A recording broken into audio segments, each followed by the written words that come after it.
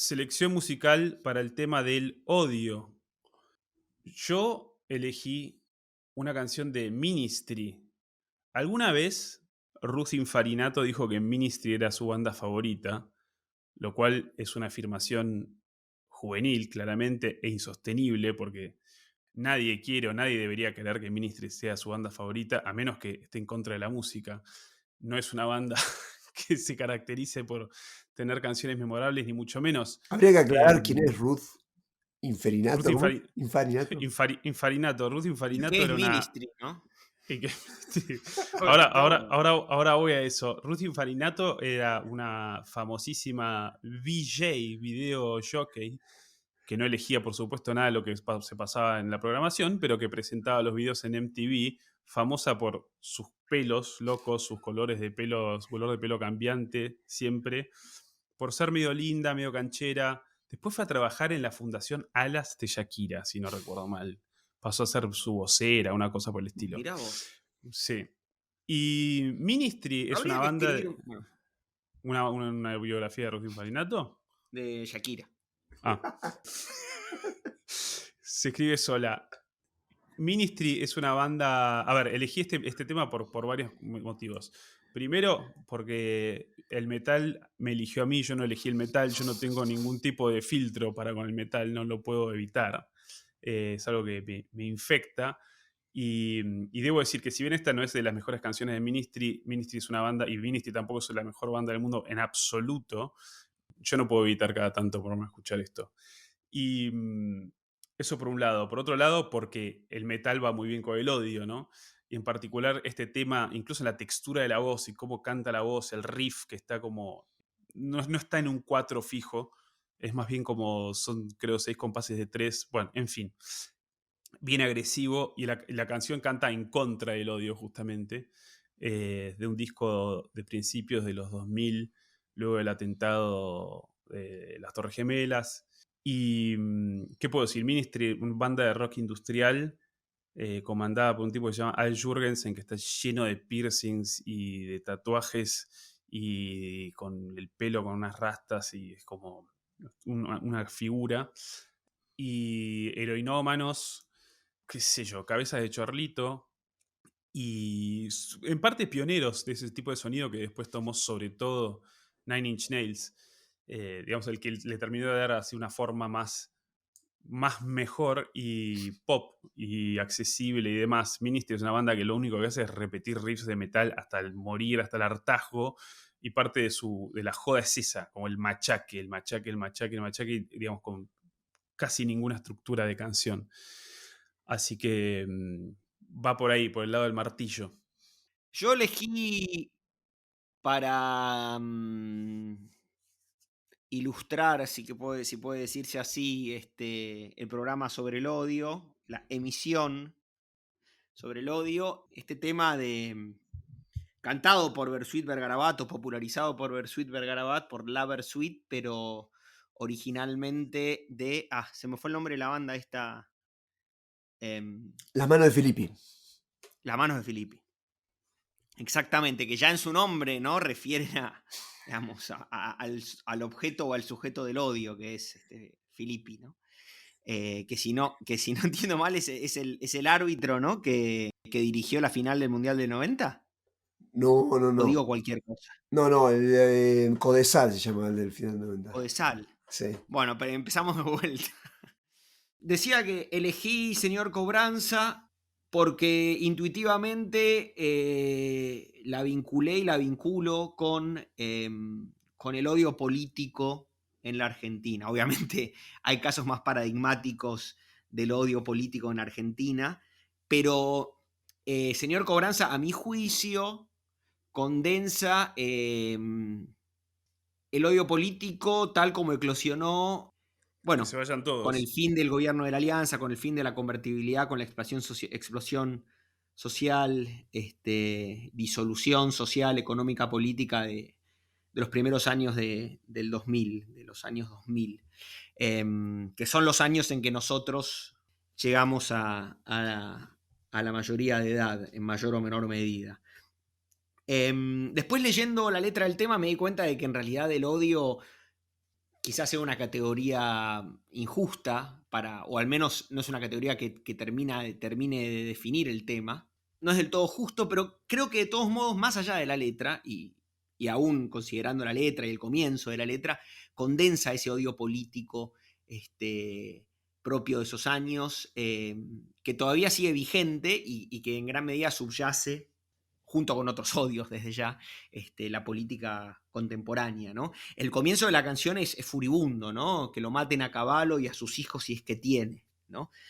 Esto, Está clarísimo. esto me remitió a algo que comentó Nacho en una de nuestras conversaciones preliminares sobre el carácter inmemorial y hereditario del odio, ¿no? Un odio que viene de otra parte, ¿no? Además, me parece Incluso, perdón Nacho, y incluso el modo en que el pelado Cordera, que es una figura grotesca ya, ¿no? Sí. Enuncia, canta, y creo que la versión original de Las Manos de Lippi también, ¿no? Hay, que es algo que resuena con Molotov, ¿no? Y que obviamente tiene o quiere tener una complejidad de izquierdas, por decir así, ¿no? Digamos. Al final dice, en la selva se escuchan tiros, son los gritos de los pobres, son las armas del latino, una cosa así, sí, o ¿no? lamento latino o algo así. Bueno, digo, ahí digamos, quiere y quizá logre ganar alguna complejidad, pero en el principio lo que hay es la voluntad de destruir al otro.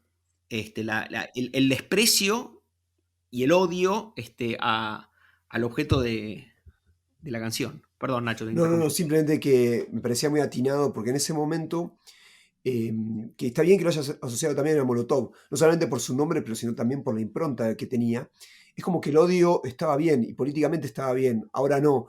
Y de hecho, el pelado Cordera cayó en desgracia un poco también por el cambio de época, ¿no? O sea, él venía de otra época y era como un representante de esos primeros 2000 y luego con las nuevas tendencias quedó como offside, ¿no? Bueno, en ese sentido, una nota al pie, digo, respecto de la actualidad en algún punto, más allá de que hoy el odio está mal visto, o al menos así se dice, me vino a la mente hablando de cambios de época y el modo en que las figuras centrales del rock se ajustan o no a los cambios de época, a la mente ese artículo de opinión, esa columna de opinión de Fito Páez diciendo que los porteños le daban asco, ¿no? Habría que pensar ahí cuál es la relación entre el odio y el asco, pero bueno. Sí, sí.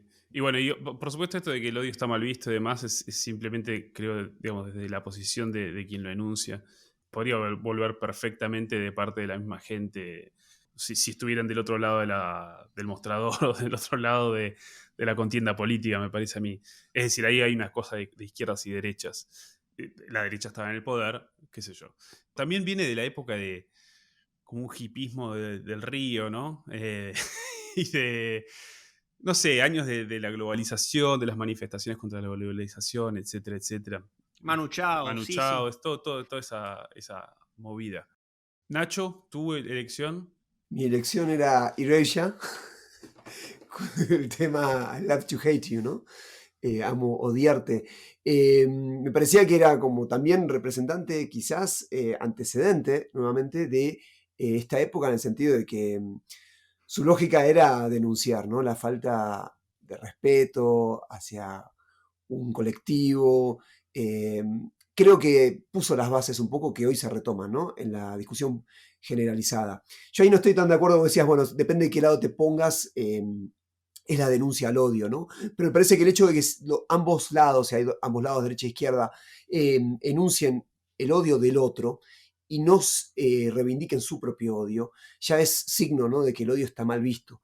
Y en ese punto me parece que es un poco de los 80 también, una generación de Guerra Fría, etcétera, de reflexión sobre la violencia, en este caso política, y hoy también, digamos hay una reacción ante el concepto de odio, ¿no? Ante la posibilidad del odio.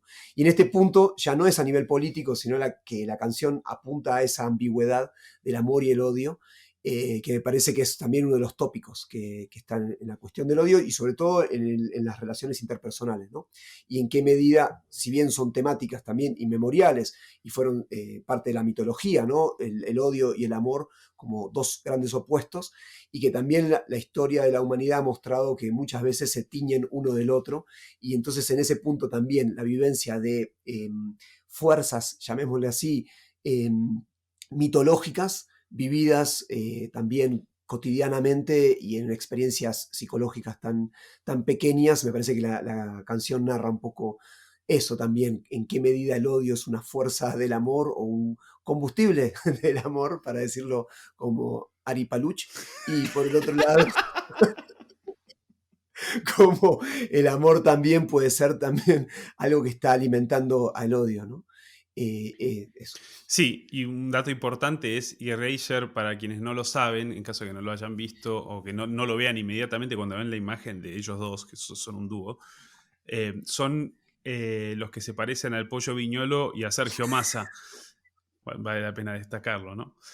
Uno de ellos Igual en este era... programa somos todos fantinistas, ¿no? Hay que aclararlo. Sobre todo Nacho. Yo espero que lo tengamos como oyente, pero no sé si lo vamos a lograr. Vamos a mandarle algún link. Sería extraordinario. Uno de los tecladistas, Ale, el tecladista es para vos. el tecladista de Erasure era, creo, miembro original de Depeche Mode, si no me equivoco. Mirá, Sí, mira. qué estirpe. Qué estirpe. Eso fue todo por hoy. Pic.